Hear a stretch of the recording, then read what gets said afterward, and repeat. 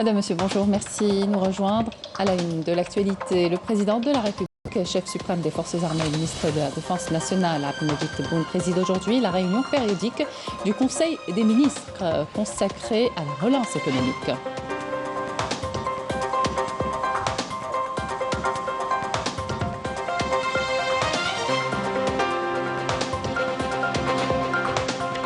Développement local, plusieurs opérations de réhabilitation des établissements scolaires ont été effectuées dans les zones d'ombre de la wilaya de Sétif, où des classes, des cantines et des espaces ont été rénovés.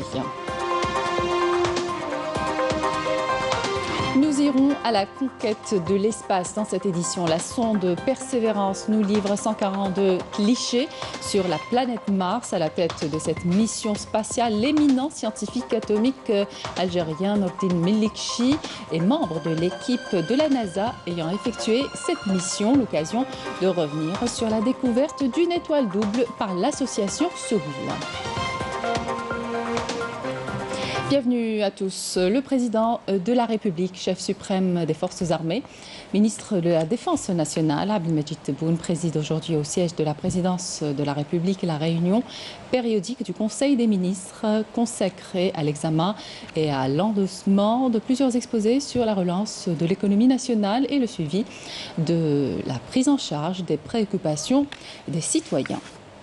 Dans l'actualité également, lancement d'une opération de relogement de familles occupant le bidonville Oskobri à Braqi et celui Edouzi à Daoueda qui occupe vers des habitations.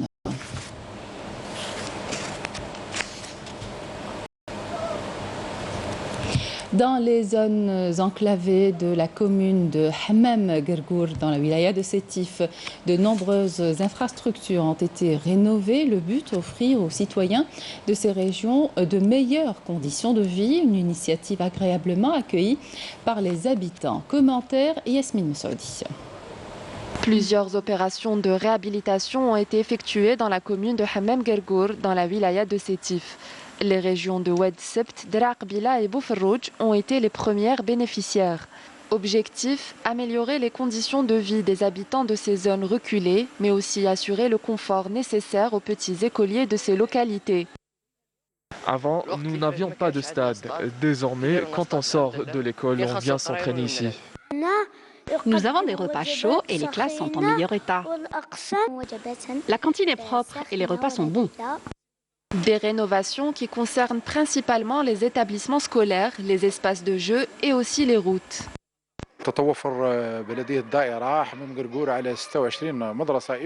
Nous disposons de 26 établissements primaires ici, dans la commune de Hammam Gergour.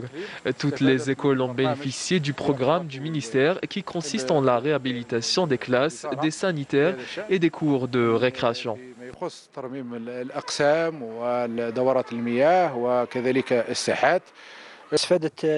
La commune de Hammam Gergour a bénéficié d'un revêtement du stade avec du gazon artificiel. Cela représente un échappatoire pour les enfants de la région. Les gradins seront rénovés aussi prochainement.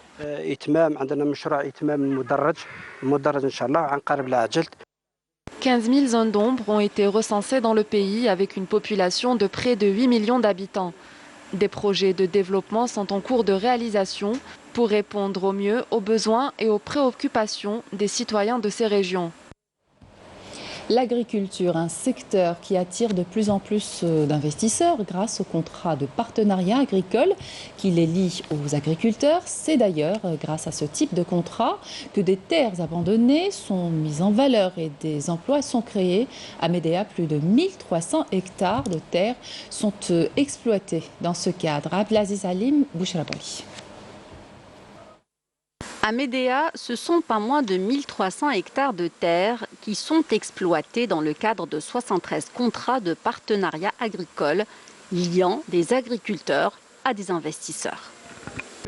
Ces contrats de partenariat portent sur les arbres fruitiers, notamment les pommiers, les pruniers et les cerisiers. Les contrats portent également sur la prospection et le forage des puits, ainsi que l'extension des terres irriguées, à travers le système de goutte à goutte. Concernant la production arboricole, elle a atteint plus de 20 000 tonnes. Après avoir procédé à la mise en valeur des terres, nous avons planté 5 hectares de pommiers, 2 hectares de vignes et 1 hectare de cerisiers. Grâce à ce type de contrat, de plus en plus d'investisseurs se tournent vers l'agriculture, un secteur porteur qui leur permet de faire plus de gains en vertu de la règle 66-34 régissant l'investissement dans ce domaine. Le contrat en question a permis la mise en valeur de nombreuses terres laissées à l'abandon et la création de 2800 emplois entre permanents et saisonniers. Avant, nous cultivions le blé et le foin, mais cela n'a pas marché. Nous avons investi dans 10 hectares de pommiers et de cerisiers. La région de Ouled Barahim est celle qui a bénéficié le plus de contrats de partenariat agricole. Environ 42 contrats ont été établis dans cette commune. La plupart portent sur le développement de l'arboriculture. Le contrat de partenariat agricole est de nature à favoriser l'investissement dans le secteur. Il permet par ailleurs une meilleure exploitation des terres agricoles pour une production variée et de qualité. Parlons écologie à présent. À Tiaret, la récupération des déchets suscite beaucoup d'intérêt. Nous vous emmenons découvrir une usine de recyclage qui récupère de façon journalière toutes sortes de déchets pour les transformer en matières premières. Une usine qui a permis la création de plusieurs emplois. Walid Yousfi. Chaque jour, cette usine de recyclage située à Tiaret récupère plusieurs tonnes pour transformer ensuite en matière première. Un procédé qui se répand de plus en plus depuis ces dernières années, notamment grâce à l'apport de jeunes porteurs de projets. Cela fait 2 ans que je travaille ici avec mes collègues. Des projets comme celui-ci ne peuvent être que bénéfiques pour l'environnement, pour notre région et même pour les jeunes. Cela permet de créer de l'emploi. Nous avons bénéficié d'un crédit de l'Agence nationale de l'emploi de jeunes pour acheter le matériel nécessaire et démarrer ainsi notre projet. Depuis, nous nous sommes beaucoup développés. Nous avons acquis un matériel plus performant. Nous avons pu par la même occasion augmenter notre production. Une aubaine pour les établissements d'enfouissement des déchets de la région. Nous avons un contrat avec eux portant sur 4 centres. Nous récupérons de 3 à 3,5 tonnes de carton, de plastique, d'aluminium, de fer et tout autre déchet recyclable. Ce genre d'initiative permet de rallonger la durée de vie du fossé de remblayage des déchets. Cela permet de créer de l'emploi à travers des micro-entreprises. Ceci permet de récupérer les déchets ménagers et de produire de la matière première. Entre métal, plastique ou carton, tout est récupérable. Il suffit juste d'asseoir la bonne logistique et les répercussions ne peuvent être que bénéfiques pour l'environnement et l'économie nationale. Un reportage signé Mohamed Nourdine Qassimi. L'arrêt des lecteurs à Tamassina Ouargla, Ismail Qadiri, professeur universitaire, a eu l'ingénieuse idée de transformer un arrêt de bus en un coin lecture en disposant des livres aux voyageurs. Une manière de les aider à mieux gérer leur temps et rentabiliser leur attente. Reportage Sohil Bendania, le commentaire est signé Adel Boukhams. Attendre son bus tout en feuilletant un livre. Une idée qu'a eue un professeur universitaire à Ouargla et qu'il l'a concrétisée en aménageant un arrêt de bus à Tamassine en un espace de lecture.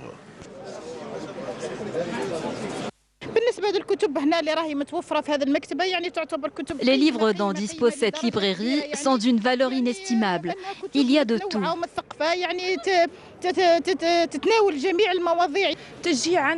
Cette initiative est une autre manière pour encourager la nouvelle génération à lire et à la sensibiliser sur l'importance du livre.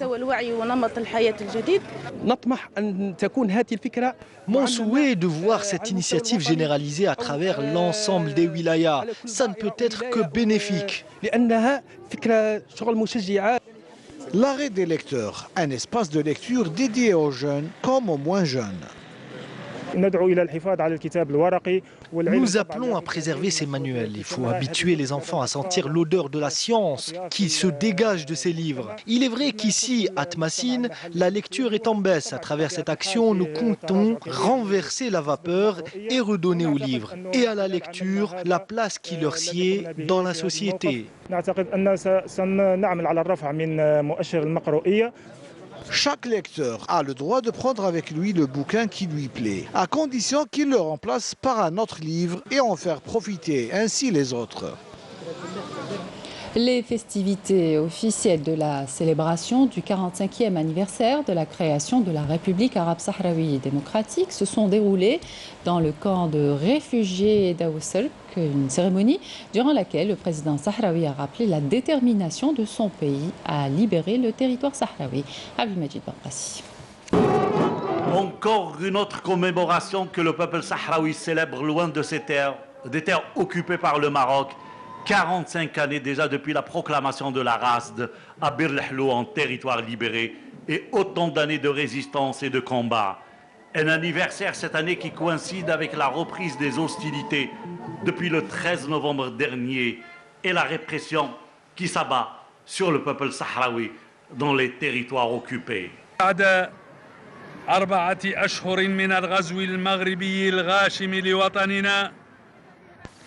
4 mois après l'invasion marocaine de notre pays, notre peuple a annoncé l'édification de son jeune État. Une annonce qui a constitué un important changement, qui a consolidé l'appartenance à la patrie. Un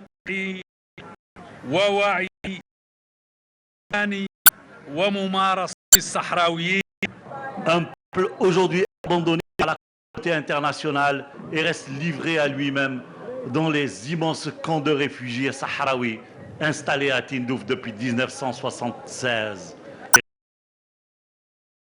Par les responsables sahraouis des Nations Unies et de France qui sont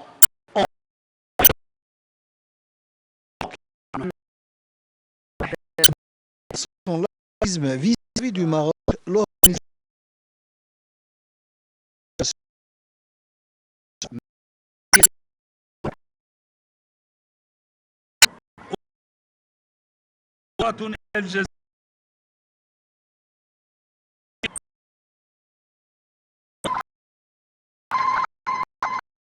Je salue chaleureusement et le peuple adapté à transigence, position de soutien et de solidarité avec la lutte du peuple.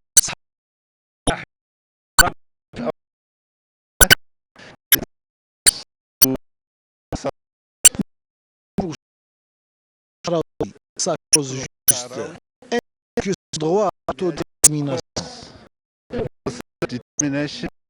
Cette manifestation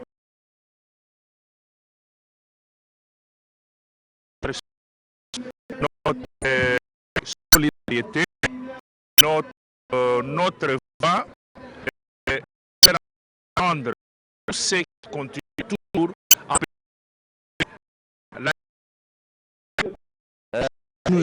Les Nations Unies a envoyé un émissaire pour constater les violations marocaines des droits de l'homme et pour venir en aide à ce peuple qui lutte pour son autodétermination. Une cause juste, soutenue par plusieurs pays et associations à travers le monde, qui ne cessent de revendiquer haut et fort le Sahraoui à son indépendance. Une indépendance confisquée par le Maroc. Un 45e anniversaire de la proclamation et de la création de la République arabe sahraoui démocratique. Le peuple sahraoui reste déterminé à aller jusqu'au bout pour arracher son indépendance et ainsi exaucer le rêve de plusieurs générations de Sahraouis qui vivent depuis plus de 45 ans dans les camps réfugiés sahraouis à Tindouf en Algérie. À cette occasion, l'Algérie réaffirme son soutien indéfectible et inconditionnel aux droits du peuple sahraoui à l'autodétermination, fustigeant la transgression de la légalité internationale la permission pour les fusions du sang des Sahraouis et la spoliation de leurs terres et richesses depuis des décennies. Amal Bouarqa. Entre le Maroc et le Sahara occidental, un conflit qui perdure depuis des décennies et qui ne semble pas connaître son épilogue. Et ce, en la résolution 1514 de 1960 des Nations Unies sur le référendum d'autodétermination du peuple sahraoui. Et c'est dans un contexte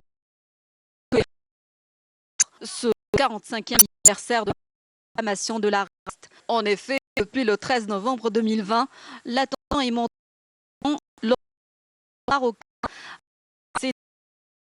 son défense dans la zone tampon d'El Gargarat. Qui représente par le Maroc du cessez-le-feu de 1993, une transition internationale, la sécurité et la stabilité dans toute la région. Les incessantes provocations de l'occupant marocain appuyées par les grandes puissances qui siègent au Conseil de sécurité des Nations Unies, bloquant le processus de paix, n'entraînent la détermination du peuple sahraoui et du Front Polisario résolu la réalisation et des richesses spoliées. Et dans sa lutte pour sa cause juste, le peuple sahraoui peut compter sur la solidarité de la communauté internationale. La condamnation des régions marocaines continue de fuser partout. De nombreuses personnalités affichent le soutien à la cause. Le vice-président du Sénat français, Pierre Laurent, qui a adressé un message de félicitations au président anniversaire de la proclamation de la actuelle occidentale. Elle a sa position principe de soutien aux causes d'Algérie, étant manifesté sa solidarité à l'égard du peuple sahraoui et de son droit inaliénable à l'autodétermination, se conformer à la légitimité internationale.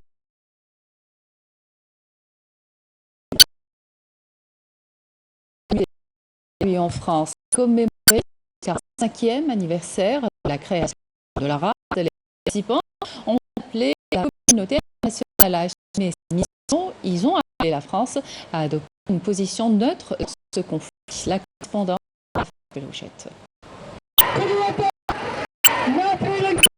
C'est dans un contexte très particulier, par la reprise de la lutte armée, que la communauté sahraoui en France, 47e anniversaire de la proclamation de la République arabe sahraoui démocratique.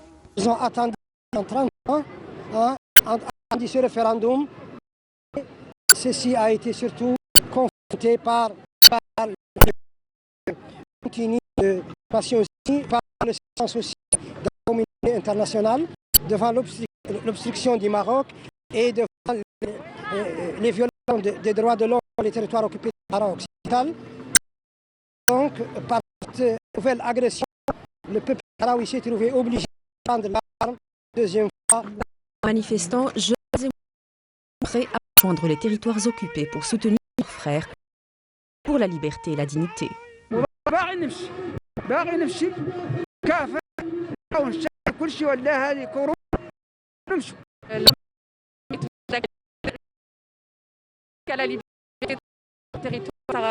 Et c'est d'ailleurs aux prisonniers politiques et aux leaders de cette lutte, cible d'une oppression de plus en plus violente, que les manifestants rendent hommage aujourd'hui.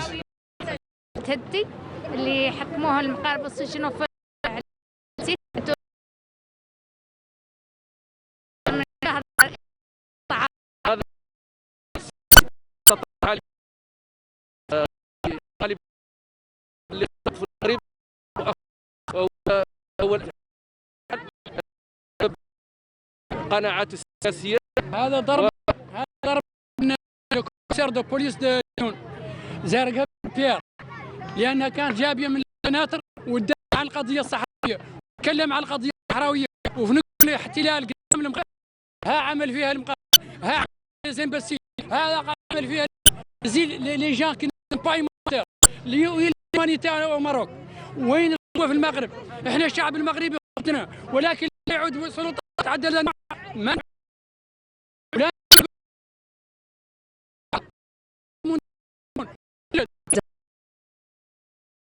la cause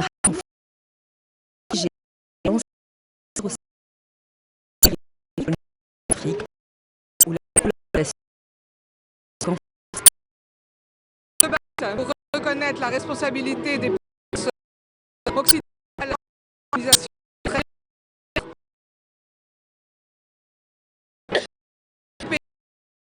des parents.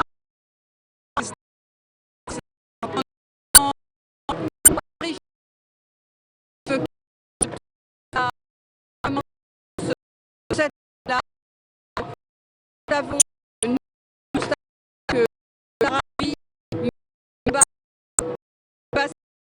ont tout fait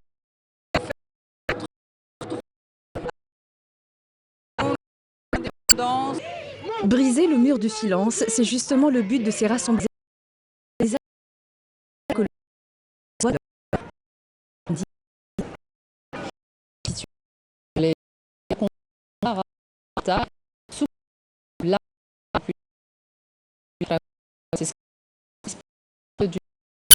L'organisation politique du Front Polisario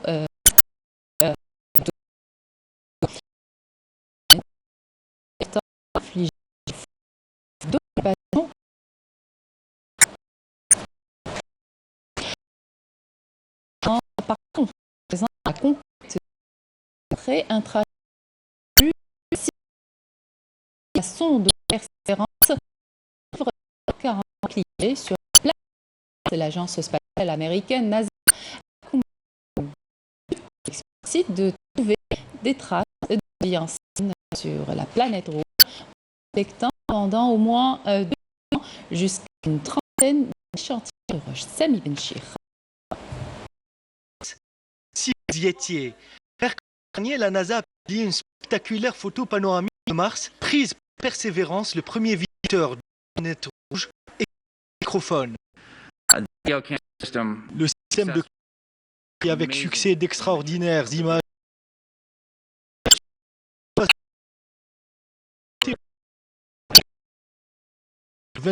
Images.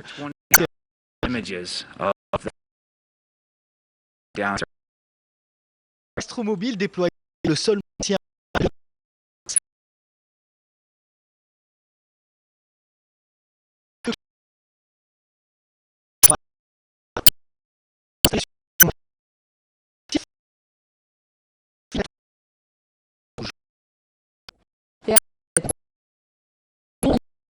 Physique algérien de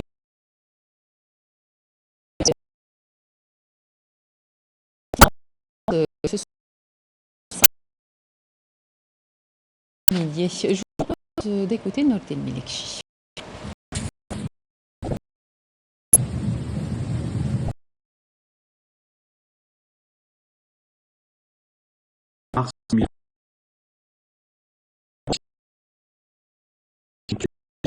Fondamentales, ce sont les questions suivantes. Sommes-nous seuls dans le cosmos?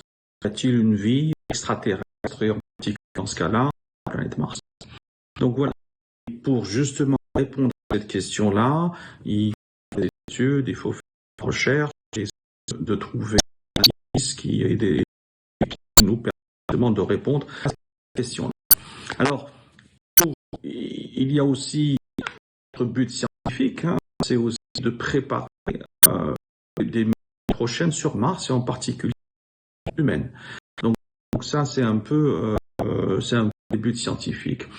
Quant au de cette mission sur Mars, je pense d'abord et au-delà de réponse à la question que je viens d'exposer, c'est justement aussi, c'est que parfois quand on fait de la recherche, on a des semences, donc on a des semences pour de nouvelles technologies. Et là, je pense qu'il y a beaucoup de choses qu'on peut apprendre de cette mission-là, qui vont nous permettre justement de mieux comprendre notre environnement, de mieux comprendre ce qui se passe sur Terre, et peut-être de mieux protéger notre Terre, et aussi, et la planète, et aussi peut-être des conséquences la navigation, que minier. Il y a plusieurs applications possibles que limite et cette mission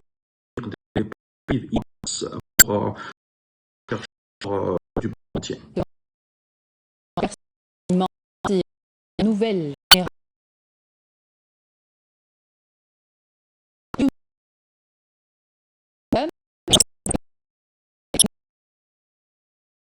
Une couverte sera dans le programme d'étoiles de l'agence spatiale NASA à Melbourne.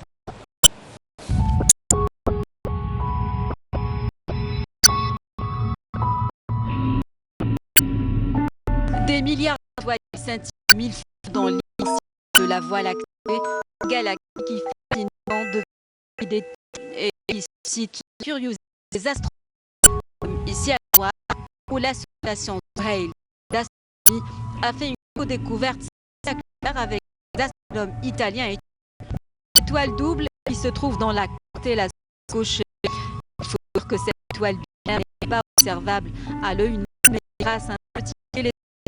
Une belle découverte, l'œuvre de jeune astronome de l'Europe, travaillant en collaboration avec le PAC. Notre association a été créée en 2013 par des anciens passionnés d'astronomie à la notre été inspiré d'une étoile brillante qui est le but de notre association, c'est d'inciter les enfants à découvrir l'astronomie, à aimer la science en général, que ce soit de notre association au centre de scientifique ou bien en déplaçant à travers les écoles. On a créé un club de randonnée d'observation qui est en collaboration avec l'association qui est il est très important de partager cette passion avec les autres, une passion grâce à l'association et cette découverte.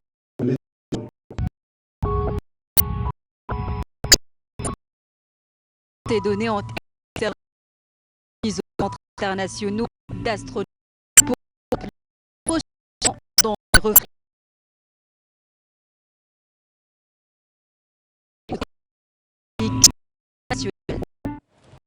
Et durant la journée, le CZ rencontrera le Sundance à Dar es Salaam pour la deuxième journée du groupe de la Ligue des champions d'Afrique de la phase poule et ça sera à 14h. À présent, les classements du championnat de la Ligue 1.